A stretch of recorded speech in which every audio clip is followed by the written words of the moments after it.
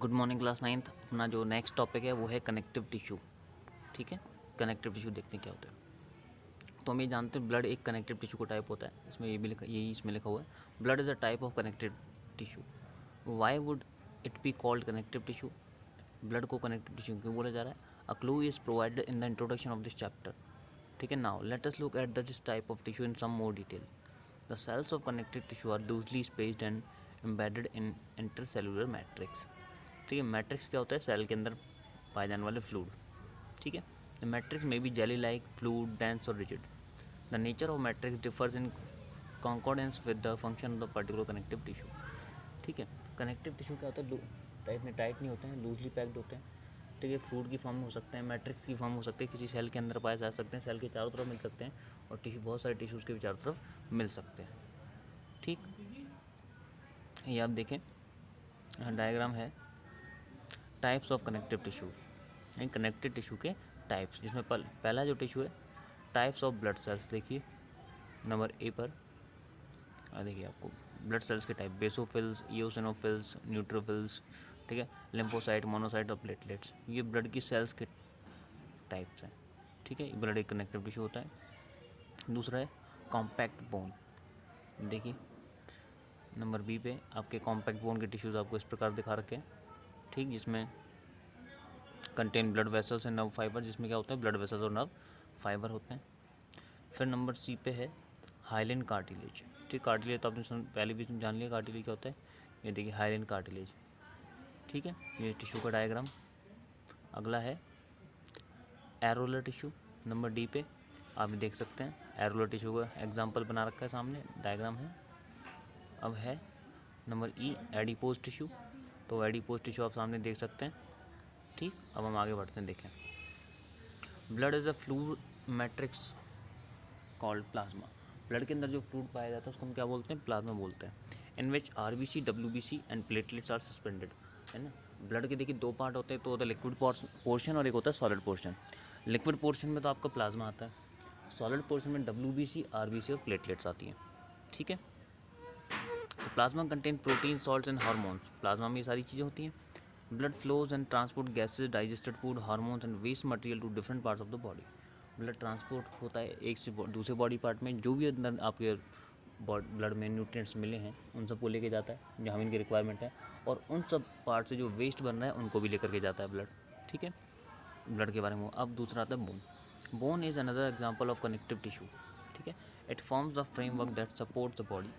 It also anchors the muscles and supports the main organs of the body. It is a strong and non-flexible tissue.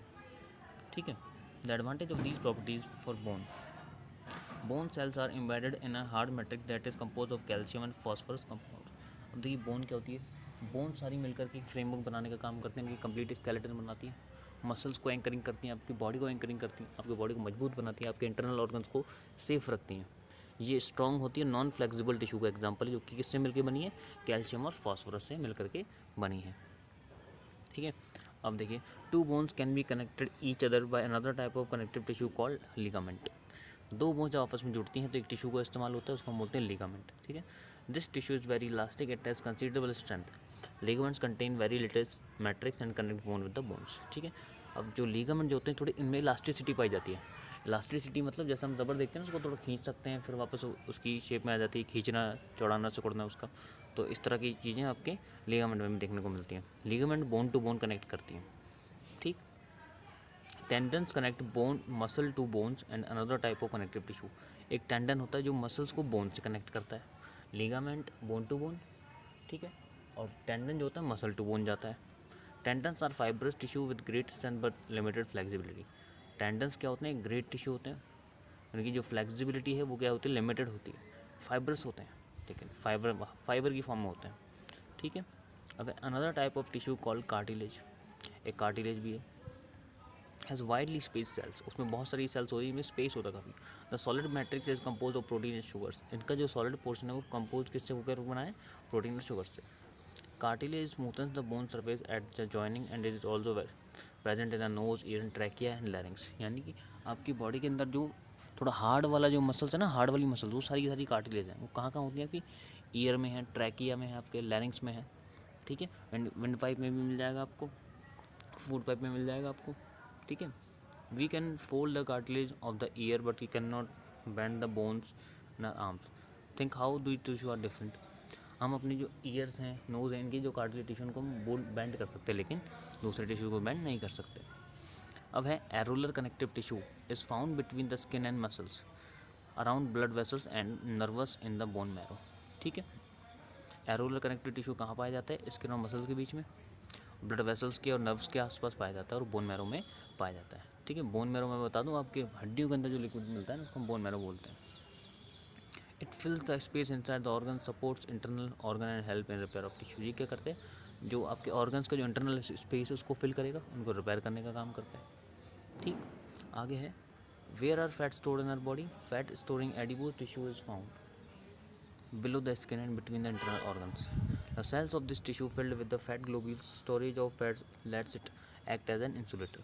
जो fats जो आपकी body का चिकनाई जो आप खाते हो वो एडिपोज नाम का एक टिश्यू वहाँ पे सारी इकट्ठी हो जाती है जो आपकी स्किन के नीचे होती है, और फैट्स फैट के ग्लोब्यूल्स में स्टोर होती है। फैट ग्लोब्यूल मतलब फैट के छोटे छोटे दाने दाने, आप ये समझ लीजिए, उसमें उसकी फॉर्म में ये स्टोर होती है और एक इंसुलेटर की तरह काम भी करती है, ठीक है। तो क्लास अभी आपकी वीडियो यहीं तक है, आप इन डायग्राम्स को बनाने की कोशिश करें और डिटेल्स को लर्न करें, ठीक है क्लास। Thank you.